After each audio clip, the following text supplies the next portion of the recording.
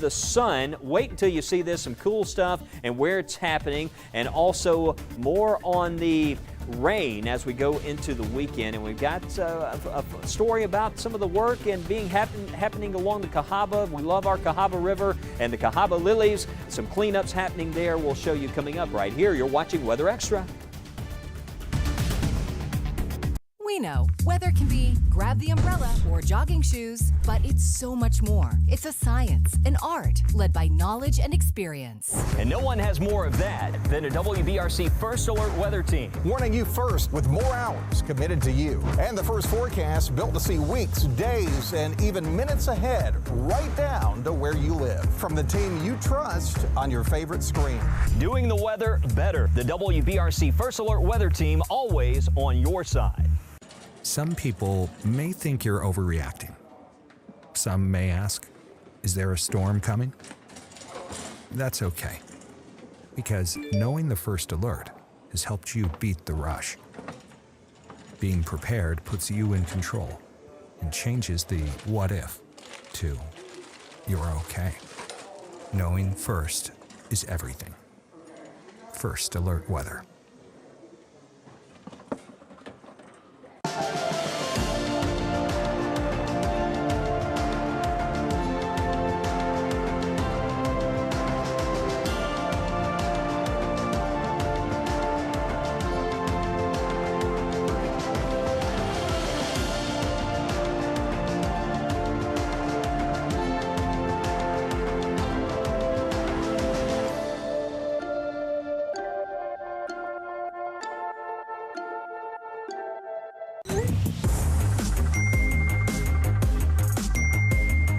If you have plans for this weekend, we have a first alert for a wintry mix.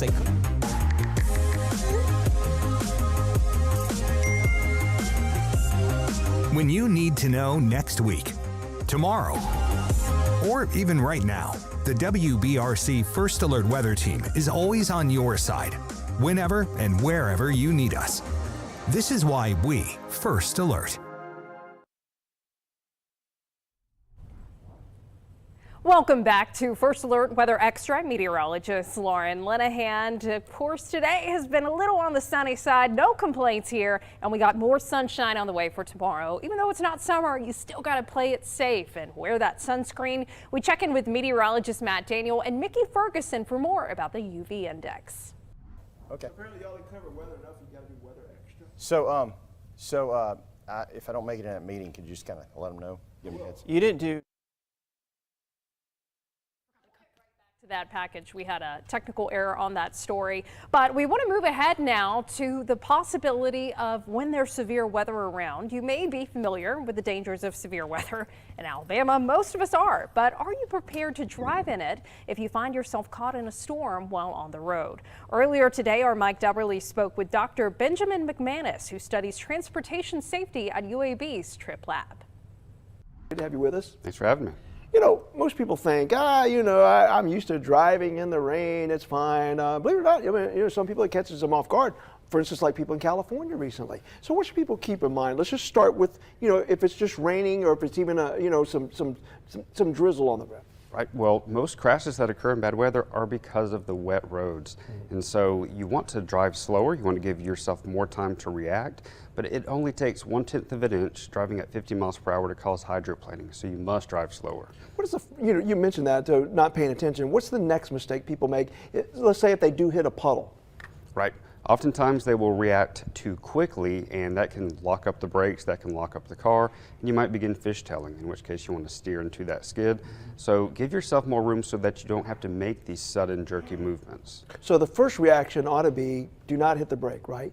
You don't want to make any sudden movement, Yeah. Accelerator, steering wheel, brake. That's why you want to give yourself more room so you can make those more gently. Get off the gas, hold on tight. All right, so let's say it's a downpour and you can't see much farther in front of you. Obviously, ideally, you'd want to pull off somewhere safely if you could, but let's say you got to travel. What do you do then? What do you recommend? Again, drive slower. The vehicles in front of you, you will see the grooves in the road that they leave. Try to follow those same ones because those sections of road will be drier and you can reduce that risk of hydroplaning. But again, put your full attention to the driving. Don't focus on anything else. Give yourself more room to react. I would assume, you know, if there's snow or sleet, this would also apply. First of all, stay off the roads if you can. But if you're caught in it and you're off guard, what should you do? A lot of the same applies. You just want to make sure you don't make sudden movements. You want to drive slower for those conditions. Give your full attention to the roadway. Don't be distracted. Yeah. So, you know, we were talking earlier too about when you would, and we see it on the screen there, get as low as possible. What do you mean by that?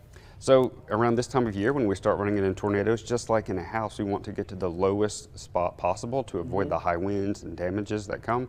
If you're stuck on the roadways when a tornado hits, you also need to pull off, not just to the side of the road, but as far off as you can get and get as low as you can, even if that means getting out of your car. You don't want to be under a bridge because that can also be dangerous. And it may be dirty and nasty, but I mean, if you have to, getting in a ditch would be safer, right? That's safer, as low as you can get and cover your head. Now, I know another thing that you deal with is, you know, at the Trip Lab, people getting drowsy while they drive. What should people keep in mind if they start to feel sleepy when they're driving? Once you feel so sleepy that you start hitting things like the rumble strips on the side of the road, that is the sign that you're too sleepy to continue. You need your full attention to drive safely, and being drowsy will take that attention away from the safe activity of driving. Somebody will try to fight that. That's a mistake, isn't it?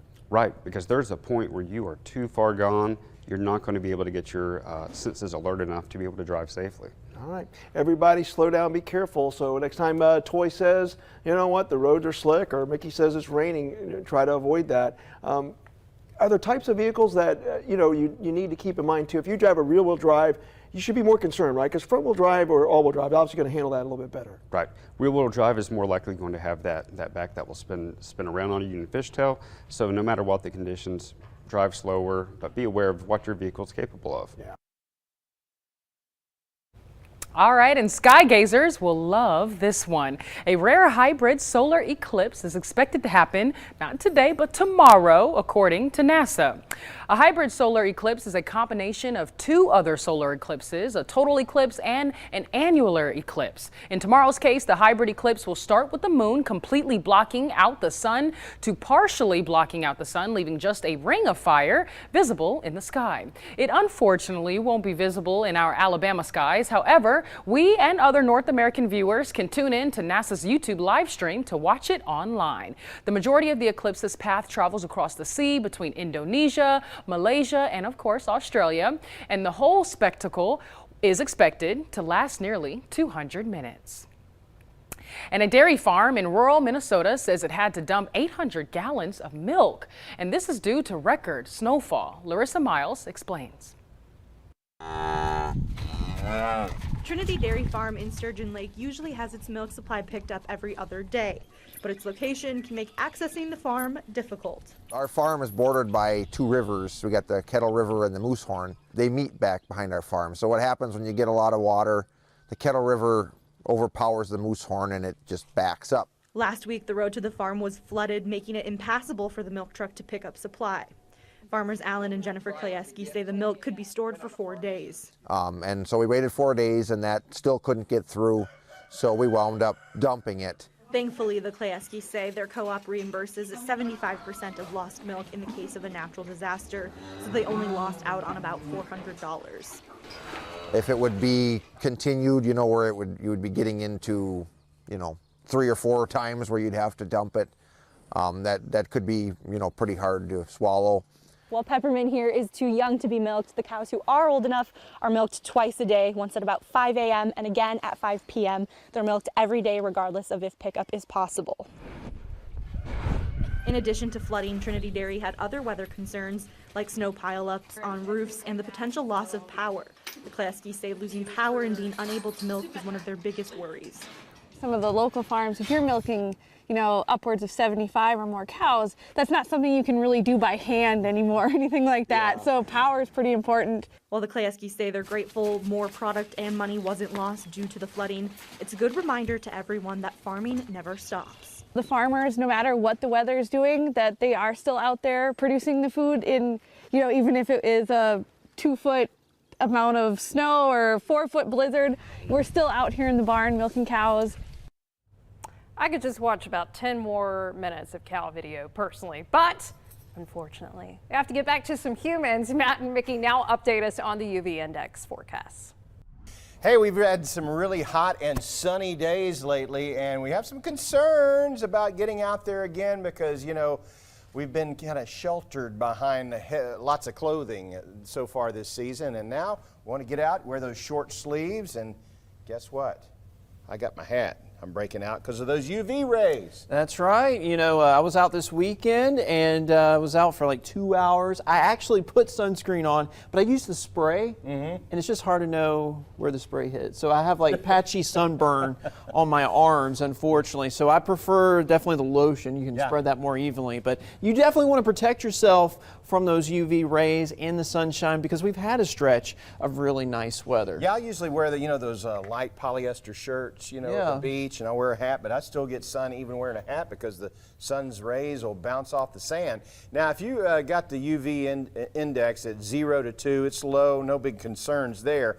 But when we start to get the higher UVI numbers, especially over 8, that's when you really need to take precautions, especially in the middle of the day. Be sure and use, you know, sunscreen, a shirt, a hat, and also protect your eyes. That's right. And, you know, also you're going to get some of that radiation going through the clouds. So even if it's a cloudy day, especially in the summertime, when you have that high sun angle, you can still get that sunburn. Of course, the lower numbers 0 through 5, that's more common on those rainy, cloudy days, and also in fall and winter when you have a lower sun angle. But now that we're getting closer to spring, those numbers are more in those high, very high ranges. So definitely want to protect yourself when it comes to the sun. So here's a look at that UV index. This is going for tomorrow. It's a 9 on the scale. That's very high, which means if you're exposed for 15 minutes, and especially for those that are fair skinned like me, you could burn in about 15 minutes. You know, when I was coming up, we used to lay out in the sun and we put baby oil on. Might as well have been Crisco or motor oil because, and now I'm having all these things frozen off my forehead, and the doctor tells me you need to wear a hat. So I wear a hat. I take it very seriously now. Yeah, you got to. Hat, sunglasses, sunscreen, fine shade, limit the time, especially like you said, peak heating in the afternoon, late morning, early afternoon. I'd say what, 10 to 11 a.m. to about 3 p.m. probably. Probably so. So here's a look at that UV index for the next 5 days, and you can see it goes up and down a little bit. One reason why it's in that very high range for Thursday. Tomorrow, sunshine, but we have some clouds moving in Friday, some rain, so that UV index is in that high range at a 6, and it looks like we'll see a little bit of sunshine going into the weekend. So those are the numbers for the next 5 days. Either way, definitely would want to apply that sunscreen, especially if you're going to be outside. If you're a hat person, or if you're a sunscreen person, or a shirt person, or just do all of the above. In fact, I'm wondering what this will look like on you.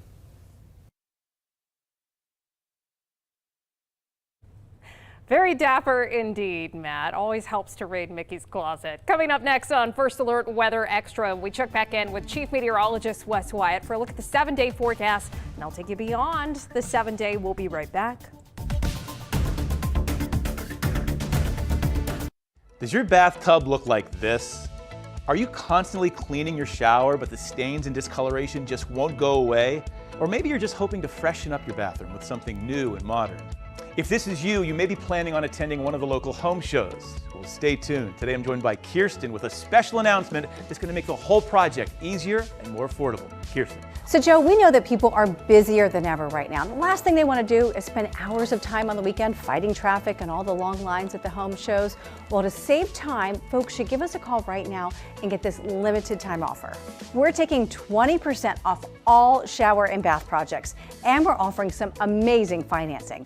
It's 12 months of no payments and no interest.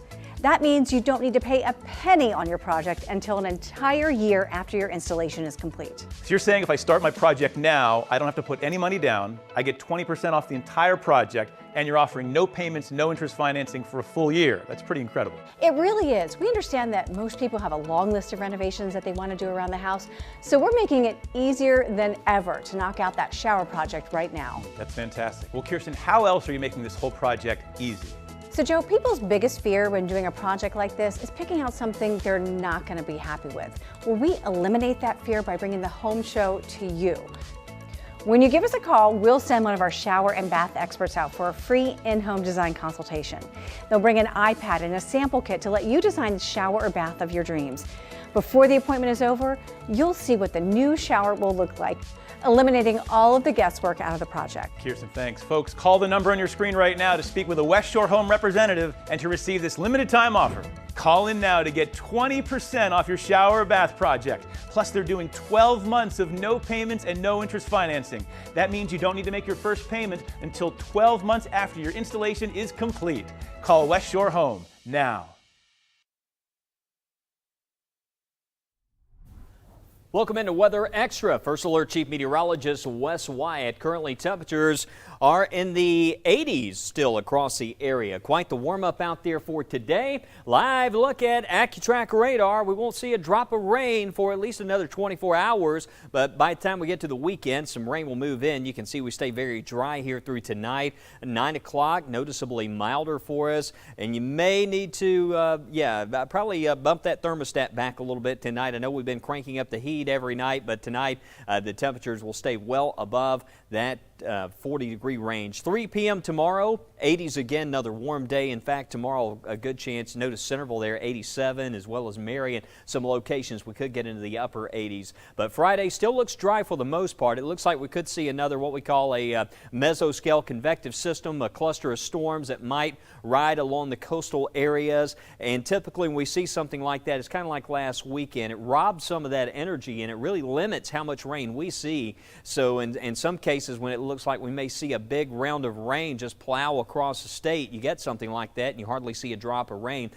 I think we're going to follow the pattern of last weekend. During the day Friday, we stay mainly dry. You see that little area of rain passes by, and it's whatever's left of this that's going to move through Friday night and into Saturday. There's 6 p.m. You can see around Hamilton, maybe a rumble of thunder during the overnight hours, but we're not expecting severe weather. Here's some of that longer range data taking us on into the weekend. This is from the Barron model, and it picks up on that system to the south. We'll see some of that stormy weather, a lot of that severe weather happening in Arkansas. It's going to take a dive back towards the south, and then we get through most of the day, and then here it comes for Friday night. There's 5 p.m. and then this is going to still looks like an overnight early morning Saturday, even moving it out a little bit sooner on Saturday. So if you have tailgate plans for 8A game heading to the Magnolia Festival, it's going to end up being a very nice afternoon. We'll have highs in the 70s there later on Saturday, but once that temperature tumbles Saturday night, it is going to be cold out there. I'm expecting some 40s again for early Sunday morning. There's a look at the Magnolia Festival. And again, that's for Friday night, and I think Saturday, the way this is all going to time out, it's just going to work out perfectly there with a lot of these events that we have going on. But check in for updates again as we fine-tune the forecast. Watch that system. The good thing here, no severe weather expected. Talladega race still looks like dry weather, and I still see the possibility of some upper 30s, especially as we clear out in the next week during the overnights. Wednesday's a day where we could see some more rain coming back. Getting into this time of the year, we have to watch for those clusters of storms, and we'll have to watch, see if we see maybe some storms that roll through there on Wednesday. At this point, not seeing a big risk of severe weather, but a system several days out that we'll need to watch. It looks like a bit more unsettled for next week. But let's go to meteorologist Lauren Linehan. And Lauren, you and I were talking about this forecast earlier, and next week, still some complexities there as we look ahead and go beyond the 7-day forecast. It certainly seems like the weather is going to be a bit more unsettled as we look into the long range.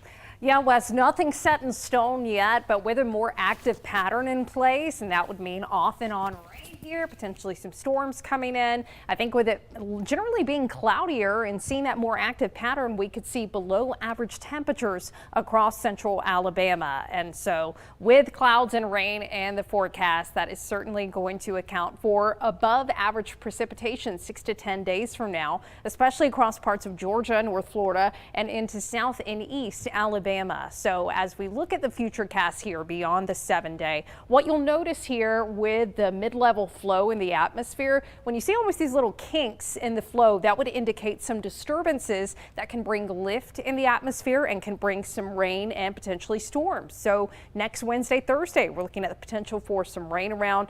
No signs of a severe threat yet, but we'll keep an eye on things. Certainly some rain and storms possible, possibly by next Saturday, April 29th, another disturbance moving through, and then that could keep rain in the forecast through next Sunday. So it's always something we're watching. And this weekend, by the way, is Earth Day. And you may not know this, but the Cahaba River provides drinking water for over 1 million people in the state of Alabama. During Earth Week, the Cahaba River Society is leading volunteers along the river to remove litter. Our Russell Jones has more on how you can be a part of the cleanup. That's right. I'm here on a trail right by the Cahaba River, the beautiful Cahaba River, but unfortunately, there's a lot of folks that leave stuff like this behind, a lot of garbage. And folks with the Cahaba River Society, they want to get all that junk cleaned up. So we got Will Rayner. You're hosting folks this week for Earth Week. What do we need to know if we want to help out, man? Yeah, head on over to our website, cahabariversociety.org. Under the events tab, you'll be able to find river cleanups. You can click it there. We're going to have a little home screen button as well that you can click on. And you can sign up, sign the waiver right there. I'll get your info, or you can just show up. We've got information about where to meet, what times, all that stuff, all over Facebook, Instagram, on our website. So come on out and meet us. Now, this is just a small, tiny fraction of what I gathered in about 20, 30 seconds. There's a lot of garbage up and down this river. Yeah, definitely. Our goal this week is 20,000 pounds. Sorry, 2,000 pounds. 20 would be really, really great. Yeah. We're well on the way. Monday we got 400 pounds out. Yesterday we probably got 600 or 700. I haven't totaled those numbers yet, but we're on the way. So we definitely need your help out here. If you want to help, you can. Just go online, look for Cahaba River Society, and you'll find all the info. Reporting at the Cahaba River, Russell Jones, WBRC Fox 6 News, on your side. I can't believe it's 2023 and we're still talking about don't litter. I feel like that was the initiative back in the 90s, but hey, we'll do what we can to take care of Mother Earth. And coming up next, we'll check in with one of Mother Earth's favorites to see how they're faring. We'll be right back.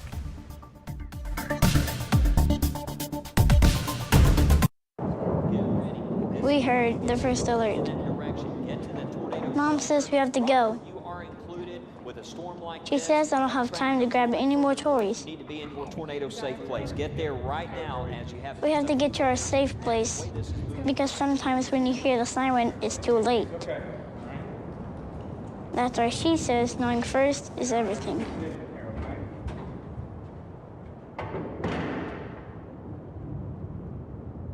We know weather can be grab the umbrella or jogging shoes, but it's so much more. It's a science, an art, led by knowledge and experience. And no one has more of that than a WBRC First Alert weather team. Warning you first with more hours committed to you. And the first forecast built to see weeks, days, and even minutes ahead, right down to where you live. From the team you trust on your favorite screen. Doing the weather better. The WBRC First Alert weather team, always on your side. The first alert is more than a warning. It's a promise. A promise to get you out of harm's way with plenty of time to spare. 4 walls and a roof can be replaced. Lives can't. That's why knowing first is everything. First Alert Weather.